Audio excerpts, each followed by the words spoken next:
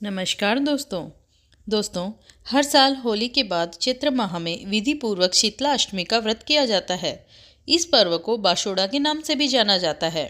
इस शुभ तिथि पर माँ शीतला को बासी भोजन का भोग लगाया जाता है, साथ ही दान किया जाता है। धार्मिक मान्यताओं के अनुसार माँ शीतला की पूजा करने से सभी व्यक्तियों को सभी रोगों से छुटकारा मिलता है। होली के बाद शीतला अष्टमी मनाई जाती है। शीतला अष्टमी को बाशोड़ा भी कहा जाता है। शीतला अष्टमी के दिन माँ शीतला की पूजा अर्चना करने का विधान है। साथ ही उनकी कृपा प्राप्त करने के लिए कुछ उपाय भी किए जाते हैं। मान्यताओं के अनुसार माँ शीतला की पूजा और व्रत करने से सुख और समृद्धि में वृद्धि होती है। साथ ही माँ शीतला का आशीर्वाद प्राप्त होता है। दोस्तों, इस बार शीतला अष्टमी की तारीख को लेकर लोगों में असमंजस की स्थिति बन रही है। ऐसे में चलिए हम आपको बताते हैं शीतला अष्टमी की सही डेट और शुभ मुहूर्त के बारे में। दोस्तों, चैत्र माह के कृष्ण पक्ष की अष्टमी तिथि 22 मार्च को सुबह 4:23 पर शुरू होगी और इसका समापन अगले दिन यानी 23 मार्च को सुबह 5:23 पर होगा। ऐसे में 22 मार्च को शीतला अष्टमी मनाई जाएगी। दोस्तों, शीतला अष्टमी के कुछ उपाय हैं जो आपको हम बताते हैं। यदि आपका बच्चा लंबे समय से बीमार है तो ऐसे में शीतला अष्टमी के दिन शुभ मुहूर्त में माँ शीतला की पूजा करें और देवी को हल्दी अर्पित करें। इसके बाद परिवार के सभी सदस्यों को हल्दी लगाएं। धार्मिक मान्यताओं के अनुसार इस उपाय को करने से रोगों से छुटकारा मिलता है। साथ ही माँ शीतला की कृपा प्राप्त होती है। दोस्तों, माँ शीतला का वास नीम के पेड़ में होता है, तो ऐसे में शीतला अष्टमी के दिन नीम के पेड़ की पूजा करके जल अर्पित करें। पेड़ की परिक्रमा लगाएं। ऐसा माना जाता है इस उपाय को करने से संतान के जीवन में आने वाले सभी संकट दूर होते हैं। तो दोस्तों, अब बात करते हैं शीतला माता की कथा की। दोस्तों, एक बार शीतला माता ने सोचा कि चलो आज देखूं कि धरती पर मेरी पूजा कौन करता है, कौन मुझे मानता है। यही सोचकर शीतला माता धरती पर राजस्थान के डूंगरी गांव में आई और देखा कि इस गांव में मेरा मंदिर नहीं है और ना ही मेरी पूजा होती है।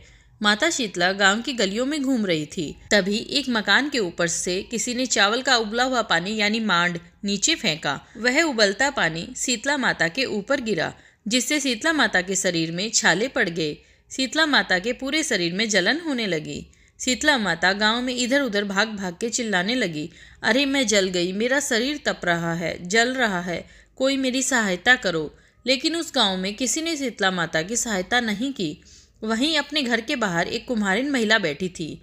उस कुम्हारन ने देखा कि अरे ये बूढ़ी माई तो बहुत जल गई है, इसके पूरे शरीर में तपन है, इसके पूरे शरीर में फफोले पड़ गए हैं, यह तपन सहन नहीं कर पा रही है। तब उस कुम्हारन ने कहा, हे माँ, तू यहाँ आकर बैठ जा, मैं तेरे शरीर के ऊपर ठंडा पानी डालती हूँ। कुम्हारन ने उस बूढ़ी माई पर खूब ठंडा पानी डाला और बोली, हे माँ, मेरे घर में रात की बनी हुई राबड़ी रखी है, थोड़ा दही भी है, तू दही राबड़ी खा ले। जब बूढ़ी माई ने ठंडी ज्वार के आटे की राबड़ी और दही खाया तो उसके शरीर को ठंडक मिली। तब उस कुम्हारन ने कहा, आ माँ, बैठ जा, तेरे सिर के बाल बहुत बिखरे हैं, ला मैं तेरी चोटी गूंथ देती हूँ। और कुम्हारन माई की चोटी गूंथने लगी। तो दोस्तों, कंघी बालों में करती रही। अचानक कुम्हारन की नज़र उस बूढ़ी माई के सिर के पीछे पड़ी तो कुम्हारन ने देखा कि एक आंख बालों के अंदर छुपी है। यह देखकर वह कुम्हारन डर के मारे घबराकर भागने लगी। तभी उस बूढ़ी माई ने कहा, रुक जा बेटी, तू डर मत, मैं कोई भूत प्रेत नहीं हूँ, मैं शीतला देवी हूँ। मैं तो इस धरती पर देखने आई थी कि मुझे कौन मानता है, कौन मेरी पूजा करता है। इतना कहकर माता 4 भुजा वाले हीरे जवाहरात के आभूषण पहने, सिर पर स्वर्ण मुकुट धारण किए अपने असली रूप में प्रकट हो गई। माता के दर्शन कर कुम्हारन सोचने लगी, अब मैं गरीब इन माता को कहाँ बिठाऊं। तब माता बोली, हे बेटी, तू किस सोच में पड़ गई। तब उस कुम्हारन ने हाथ जोड़कर आंखों में आंसू बहते हुए कहा, हे माँ, मेरे घर में तो चारों तरफ दरिद्रता बिखरी हुई है, मैं आपको कहाँ बिठाऊं। मेरे घर में ना तो चौकी है, ना ही बैठने का आसन है। तब शीतला माता प्रसन्न होकर उस कुम्हारन के घर पर खड़े हुए गधे पर बैठकर एक हाथ में झाड़ू, दूसरे हाथ में डलिया लेकर उस कुम्हारन के घर की दरिद्रता को झाड़कर डलिया में भरकर फेंक दिया और उस कुम्हारन से कहा, हे बेटी, मैं तेरी सच्ची भक्ति से प्रसन्न हूँ, अब तुझे जो भी चाहिए मुझसे वरदान मांग लो। तब कुम्हारन ने हाथ जोड़कर कहा, हे माता, मेरी इच्छा है आप इस डूंगरी गांव में स्थापित होकर यहीं निवास करें और जिस प्रकार आपने मेरे घर की दरिद्रता को अपनी झाड़ू से साफ कर दिया, ऐसे ही आपको जो भी भक्त होली के बाद की सप्तमी को भक्ति भाव से पूजा करे, अष्टमी के दिन आपको ठंडा जल, दही व बासी ठंडा भोजन चढ़ाए, उसके घर की दरिद्रता को दूर करना। एवं आपकी पूजा करने वाली महिला का अखंड सुहाग रखना, उसकी गोद हमेशा भरी रखना। साथ ही जो पुरुष शीतला अष्टमी को नाई के यहाँ बाल ना कटवाए, धोबी को कपड़े धुलने ना दे और पुरुष भी आप पर ठंडा जल चढ़ाकर, नारियल फूल चढ़ाकर परिवार सहित ठंडा बासी भोजन करे, उसके काम धंधे व्यापार में कभी दरिद्रता ना आए।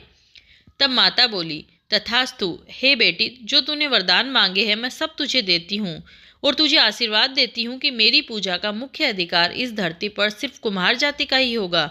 तभी उसी दिन से दोस्तों डूंगरी गांव में शीतला माता स्थापित हो गई और उस गांव का नाम हो गया सील की डूंगरी। सील की डूंगरी दोस्तों भारत का एकमात्र मुख्य मंदिर है। शीतला सप्तमी के दिन यहाँ बहुत विशाल मेला लगता है।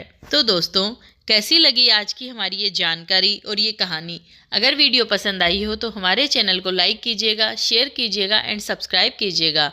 मिलते हैं किसी और वीडियो में, किसी और कहानी के साथ, किसी और जानकारी के साथ।